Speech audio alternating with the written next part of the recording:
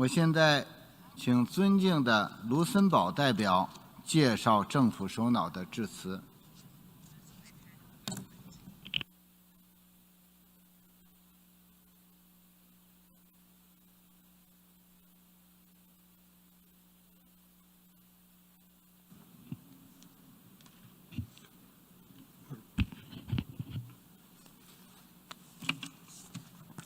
Excusez-moi, Monsieur le Président. Apologies, President, for that technical glitch. Vice President, Excellencies, ladies and gentlemen, I have the honour to introduce a pre-recorded statement by Mr. Xavier Bettel, Prime Minister of Luxembourg.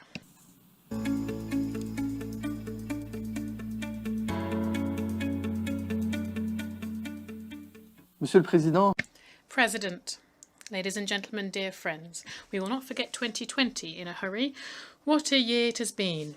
We are unable to meet, as usual, in this hall, which once a year is the centre of the world. New York is the most open of cities. It sees meetings of all sorts, yet it cannot host us this year. For many weeks, it was one of the epicentres of a global health crisis. And I would like to welcome New York in that respect. The COVID crisis has an impact, affects all people and all areas, including the most prosaic and banal aspects of our day-to-day life. How can we visit our friends and family? How do we get to work? How do we attend school online? How do we go shopping? How do we play sport?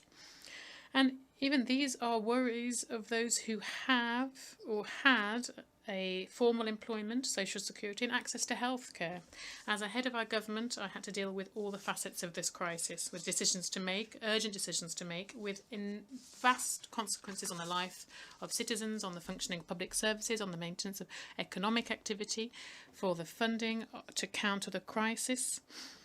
This has been the common lot of all governments around the world. But beyond this, we, all of us, citizens of the world, are in this crisis together, and only together will we be able to come out of it.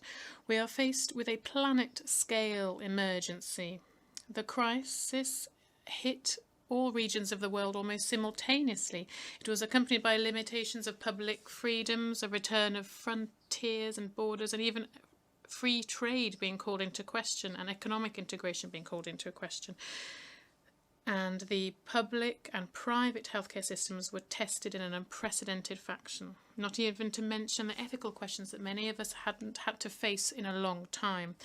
In Europe, at the beginning of the health crisis, the reflex to protect national space was quick to kick in, and it even continues today. However, free circulation of people in the EU was put into question, sometimes far beyond what was reasonable. The time for European action for health, social, and economic aspects has come. Historic decisions have been taken to find a way out of the crisis and start a recovery that is environmental ecological transition and address the challenges of sustainable development. The months to come will continue to sorely test us, but I hope that on a national level, on a European level, we'll be able to manage. Alongside the tension to turn inwards, we've also been able to see on an international level a sometimes extraordinary level of cooperation between state actors and institutions, particularly in the field of scientific research. Formidable efforts are underway in order to develop a COVID-19 vaccine, and this is only, however, possible if we can guarantee equitable access to a vaccine around the world. Only then we'll be able to put an end to this pandemic. We've also seen many specific examples of solidarity between countries and peoples. I'm thinking here, for example, about medical evacuations. The responses to challenges caused by the serious nature of the crisis has led to an improvement and an adaptation in the field of medical provisions and healthcare, and also strengthened the resilience of our rapid response systems. Having said that, we know that on a global level, the situation in a large number of countries is a source of great concern. The COVID crisis has become a healthcare crisis that goes beyond COVID-19 simply due to the burden it places on health systems, and more broadly, how it calls into question strategies to counter other diseases such as malaria, tuberculosis, or even AIDS. The disruption of supply chains and the obstacles to circulation, particularly of protection equipment, also posed a substantial challenge.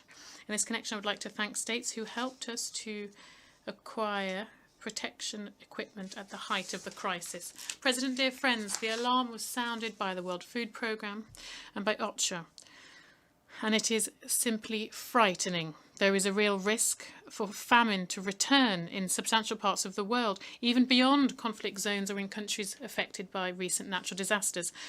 The social crisis is even having a harsher impact on the numerous people living in the informal economy and who are deprived of the recourse that is available in developed economies. The economic crisis affects all countries, in particular developing countries.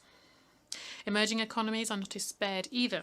When faced with a crisis, these countries are not able to guarantee that their social, security or healthcare systems are resilient, nor do they have the means of funding crisis recovery via the capital markets. Proportionally, the debt burden is a lot greater for those countries and for developed countries. My country, Luxembourg, fully supports efforts towards a moratorium and a reduction of the debt burden for least developed countries. Funding needs are again increasing for developing countries, and they risk losing 20 years of progress. And resources for this could become limited. Overseas development assistance must continue to play a key role. In the current circumstances, even more so than before COVID, we cannot tie assistance to the variables of capital market funding or to other financial instruments, as innovative as they may be. I'm even saying that even though my country is one of the most advanced in microfinance, particularly in Africa. ODA in Luxembourg will continue to be 1% of GNR. International spending on climate and on migration will add to this. The Addis Ababa Action Agenda is there to ensure that the SDGs are funded. We must welcome the initiative of the Secretary General, working with the Prime Ministers of Canada and Jamaica, to convene a high-level meeting on financing for sustainable development in post-COVID times. This will be an opportunity to have an overall picture of the problem, which is a problem which is often dealt with in a fragmented fashion in the relevant fora of very different processes.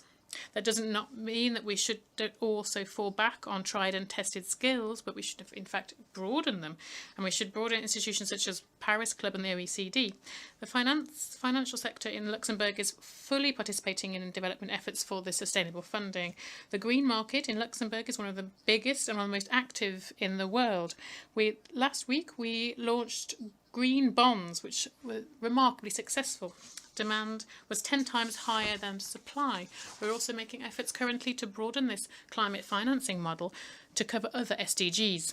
I have just mentioned one of the high-level meetings of this session, but there are others during which Luxembourg has intervened or will do so. The celebration of the 75th anniversary of the UN, the Biodiversity Summit, and the Beijing 25 meeting is something we have paid particular attention to. So what does this demonstrate? This demonstrates that even in extremely difficult circumstances, our organisation is capable of making concerted efforts, of making proposals and taking action. As early as March and April, the Secretary-General submitted a series of analyses linked to COVID, which laid the way for General Assembly resolutions. President, this Assembly was able to react to the challenge posed by the crisis, but also to take decisions that were vital for the good functioning of the organisation, thanks to the action of your predecessor. In the absence of in-person meetings and despite the procedural limitations that this implied, this Assembly demonstrated to the world that the UN was present in the response to the crisis. While the management of our Assembly was a model of sensible improvisation, I think that in the future we need to envisage provisions to iron out the downsides of this type of consensus-based decision-making for all scenarios. Our Assembly is also preparing for the future by adopting a series of resolutions focused on bringing a UN response to the crisis. The adoption of the Omnibus resolution, which provides consistency to our approach, must be highlighted and welcomed in particular. On the occasion of a special session planned for December, the General Assembly will be able to provide an update on the response within the system and potential initiatives to adopt in the future. The Security Council was a little slow to express its position on the appeal for an immediate ceasefire around the world. It was launched at the start of the spring by the Secretary-General. Thanks to the persistence of some of its members, it was finally done. But we must say this, the obstacles they encountered in this process are, alas, emblematic of the difficulty the Council has in taking decisions, even in the most urgent situations. UN agencies, those in New York, certainly come the UNDP and UNICEF, but also those in other headquarters were swift to react. I'm thinking also those based in Rome who were able to mobilise when faced with the food emergency and a new danger of famine. Recent experiences in terms of international health governance must and should be subject to review once this pandemic is over, and the necessary lessons must be learnt. The WHO is the place to carry out such a review. Its role in this governance must be strengthened. We are confident that this will allow us to better tackle future pandemics. President, dear friends, I said earlier that the world is running the risk of losing 20 years of development for a large number of the members of our organisation. Unfortunately, these aren't the only gains that are at stake. The COVID crisis has exacerbated the temptation of reducing public freedoms beyond one that was necessary. In numerous regions and in a number of states, civil space is reducing like scorched parchment. The repression of opposition or of human rights defenders is becoming common currency. Civil society, when they are not being repressed, are not listened to often.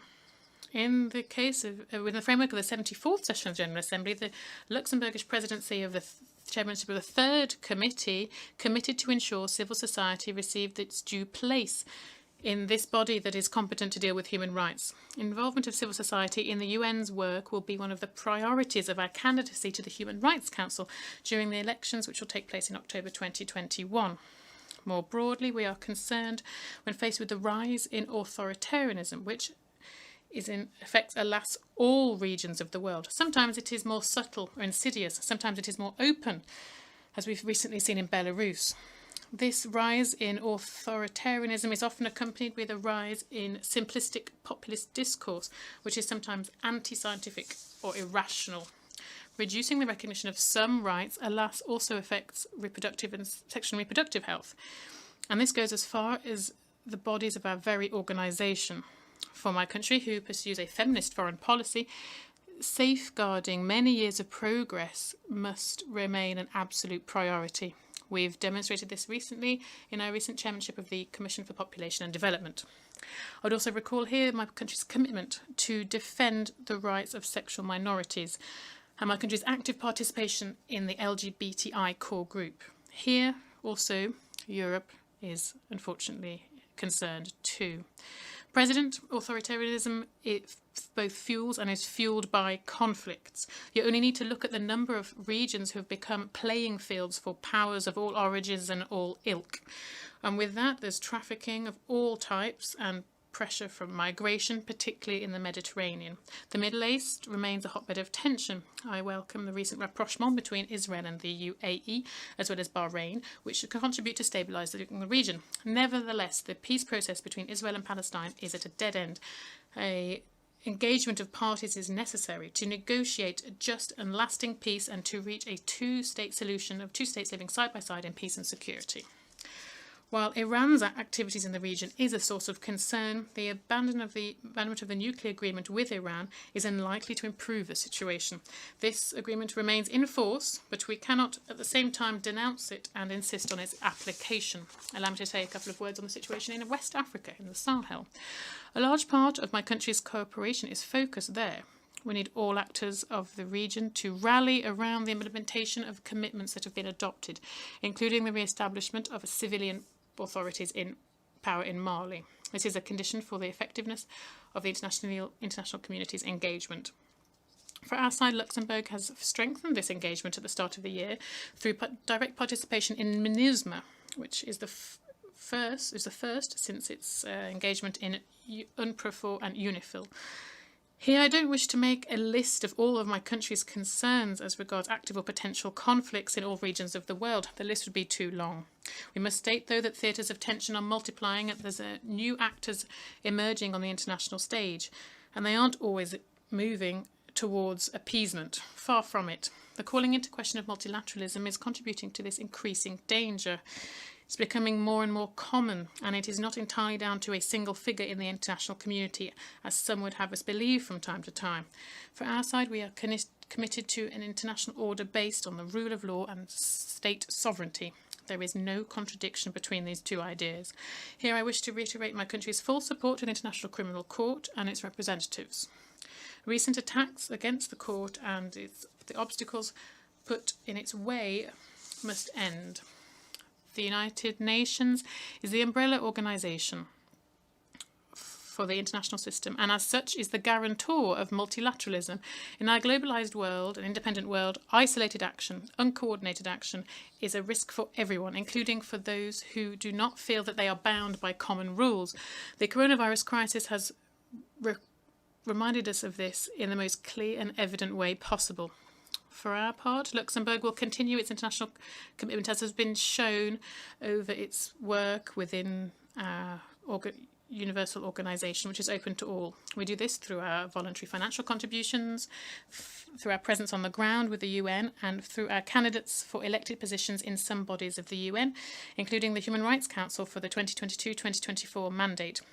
I wholeheartedly wish to be able to participate again live next year for this great conversation, which is the high-level week, and then address the room in a more lively and interactive fashion. President, ladies and gentlemen, I thank you for your kind attention, for having listened to me, and I hope to be able to see you soon, in person, very soon. On behalf of the General Assembly, I wish to thank the Prime Minister, Minister of State, Minister of Communications and Media, and Minister for Religious Affairs of the Grand Duchy of Luxembourg for the statement just made.